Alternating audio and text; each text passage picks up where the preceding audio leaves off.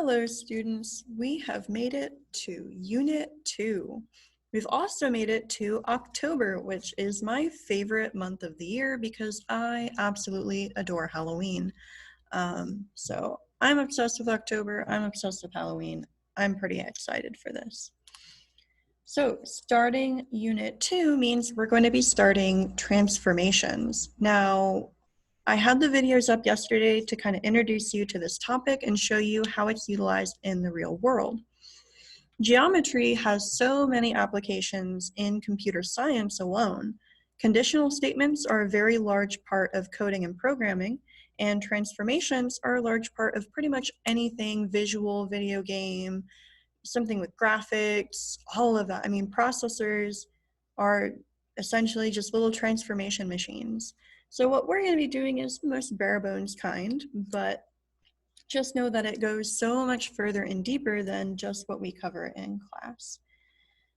Now we're all the way on page 19 now. Let's see. Slope formula, I did not write my page number. And we stopped with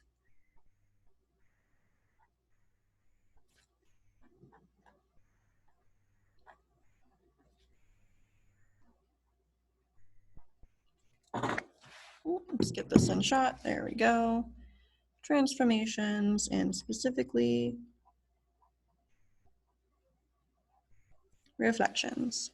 Now, what I'm going to be doing here is kind of split. So for my in-person learners, I have these fill in the blank notes where these are what we fill in during class time and talk about.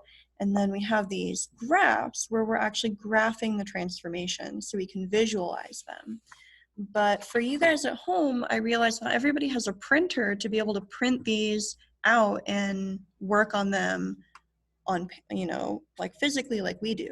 So I'm going to give you guys something that you can write in your notebook if you would like, but just know that these notes are also available. And I mean, I think they're pretty clean, pretty good looking. Unfortunately, I can't take credit for making them, but okay. But I'm going to be giving you guys a kind of handwritten version. That way it's something that you guys can do if you so choose. So first we have a few new terms. Excuse me. Every new unit has a lot of new vocabulary. So of course we have transformations as a whole.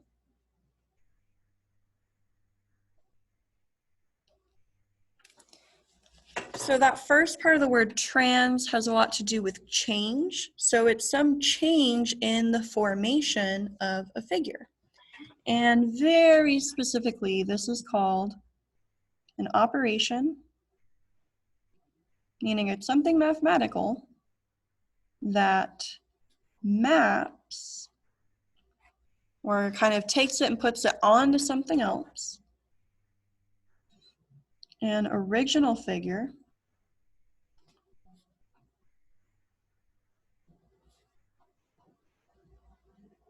called the preimage onto a new figure, and that one is called the image.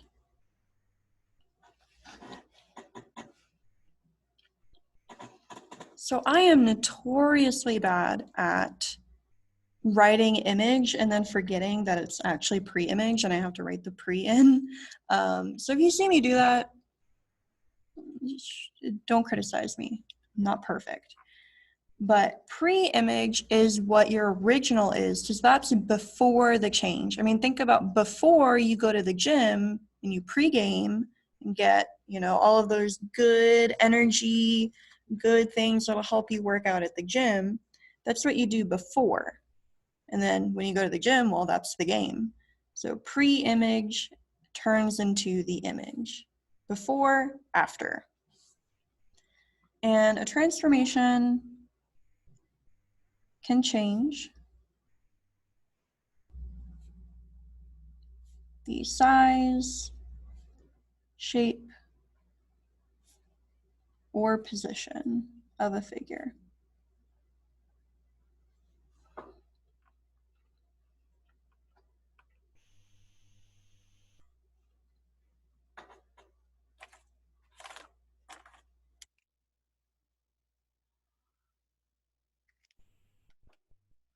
Then we have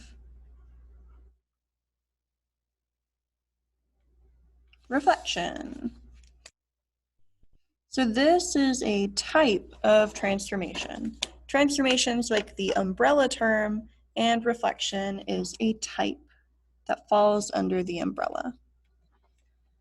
So this is a flip over a line called the line of reflection.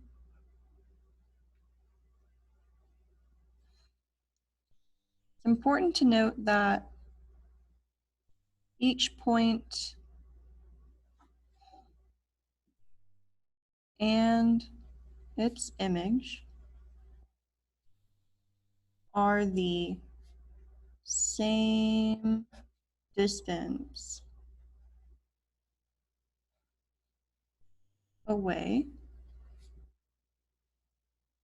from the line of reflection.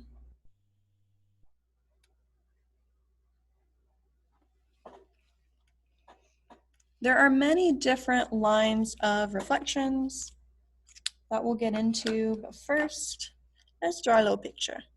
Nothing too complicated.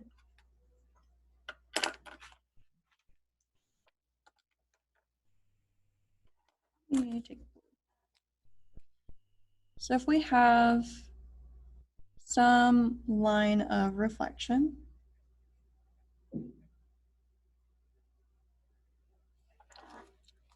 and we have a figure, triangle ABC. This will be our pre-image. So it's what we're starting with. We haven't reflected it yet. Now what happens is we're going to take that triangle and we're going to flip it across that line of reflection. So we imagine that this side of the sticky note is like taped down to the paper. We are going to flip it across. And when we do that, each point is going to end up the same distance out from that line of reflection. And I'm eyeballing this because it's just something that we're putting in our notes. So each point is going to stay about as far away as it started out. And A was pretty far out. It's probably going to end up somewhere like out here.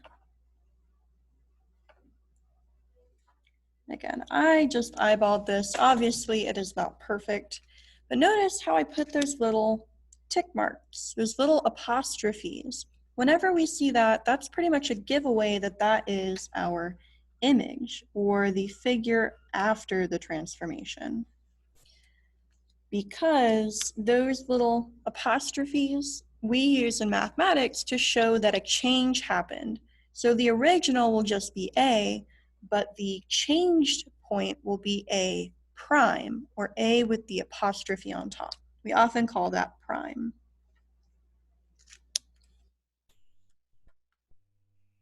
So the two major rules that we're going to use are, let's see, I don't know what color I want to do anything in right now.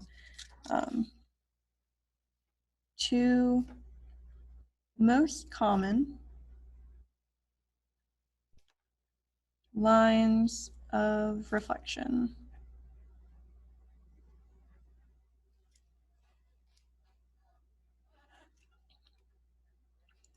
Are axes, the x-axis and the y-axis. Each reflection or each transformation really comes with what we call a rule.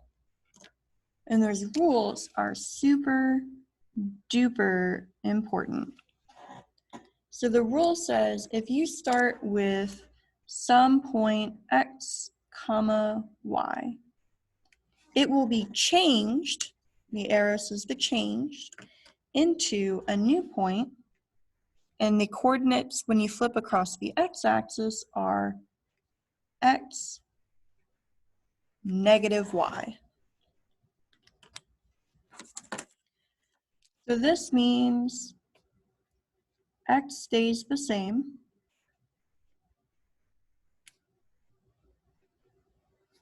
And y changes sign.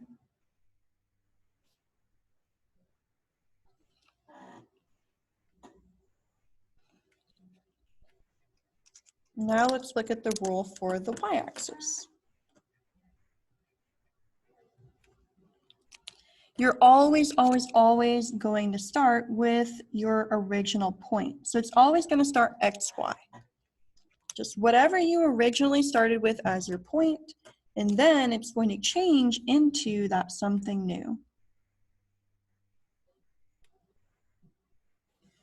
And in this case, it'll be negative x, y. So the very opposite.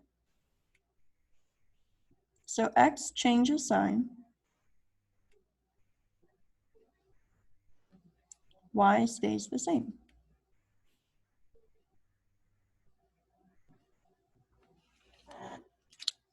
Now we may ask, hey, that seems a little bit backwards. If I'm changing across the x-axis, why does my x stay the same and my y change? When I'm going across the y-axis, why does my x change and my y stay the same? Well, that has to do with a little something that's better illustrated. So here I have a regular Cartesian or coordinate plane. Say I have point A out here. It's at x equals 2 and y equals 2. It's a very basic boy. Well, if I flip point A across the x-axis, that means I'm taking it from up here and it's now getting flipped down here. So it stays at this 2 mark, but it goes from a positive 2 down here to a negative 2. So I flipped across the x-axis, but my y is actually what changed because everything stays the same in relation to the x-axis. It's the vertical portion that's changing because that's what's flipping over. Think about flipping up or down.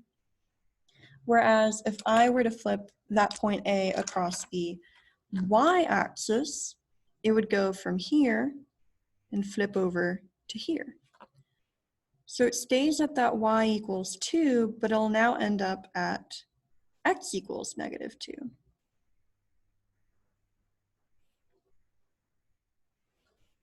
So it's now at negative 2, 2.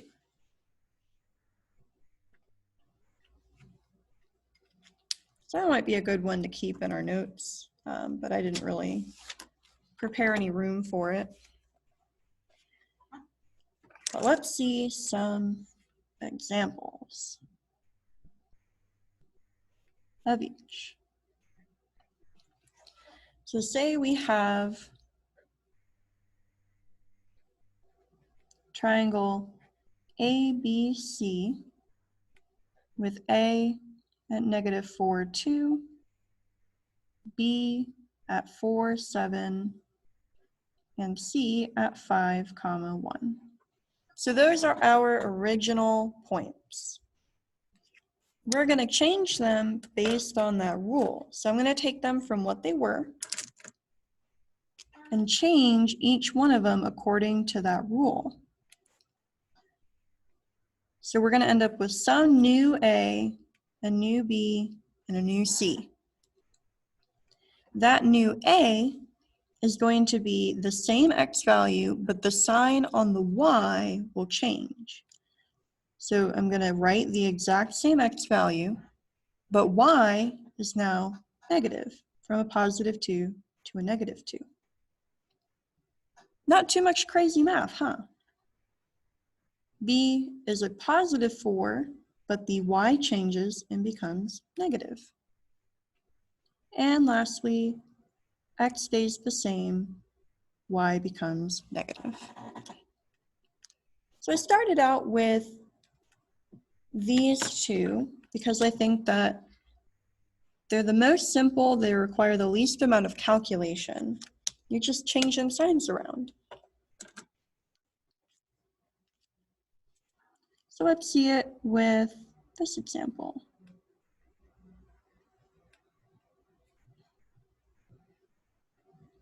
We're going to have rectangle PQRS. Point P is 1, 2. Q is 2, 5. R is 8, 3. And S is 7, 0. It doesn't matter how many points you have, what shape it is. None of that's really what's important, as long as you use your rule. So these will now become our new and improved rectangle. And in this case, X is what is changing. So if X was originally positive, it now becomes negative, but the Y stays the exact same. -2, 5, -8, 3, and -7, 0. I chose these examples because they're what I did in the typed up notes. And these have actual pictures with them. So here's that triangle. We had the original triangle up here with our positive values, and we flipped it down into the negative quadrant. So I like that we can visualize how it changed from a bunch of positives to a bunch of negatives. We can see it started above that axis and ended up below. That's why it becomes negative. If it was the other way around and started negative, it would become positive. Here's another one. Here's the rectangle. The one we started with is in blue. So it was over here on the positive side of the x-axis, and it was flipped over to the negative side. And that's why all the x values changed to negatives. And let's take a look at a few more. So this one here is a trapezoid with these vertices, and it was flipped across the y-axis. So it started out in the negative axis, or quadrant, excuse me, the double negative, and ended up in the positive x, but the y stayed negative. So all the x's changed to positives.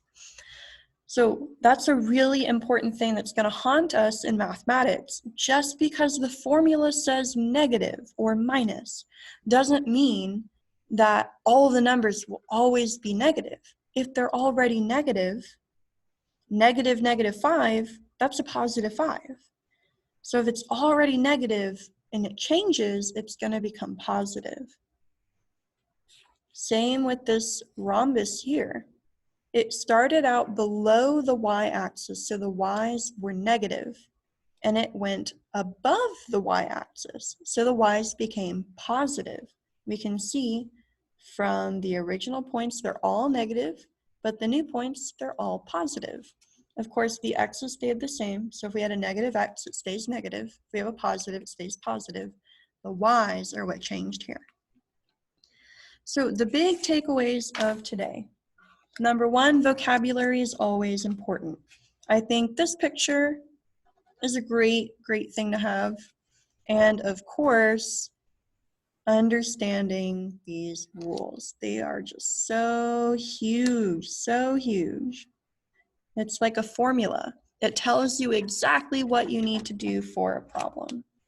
So if you come across something that says reflect this across the y-axis, look at these notes and look at that rule and use that rule.